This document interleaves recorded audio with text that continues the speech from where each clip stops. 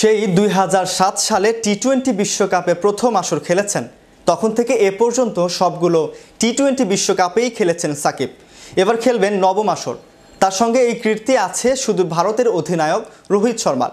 বলাই যায় ক্রিকেটের বিরল এক রেকর্ডের অধিকারী এই দুইজন, যা গর্বিত করে তুলেছে সাকিবকে। টি-20 বিশ্বকাপ উপলক্ষে বিসিবির বিশেষ আয়োজন দ্য গ্রিন রেড স্টোরিতে এই প্রসঙ্গে কথা বলেছেন সাকিব।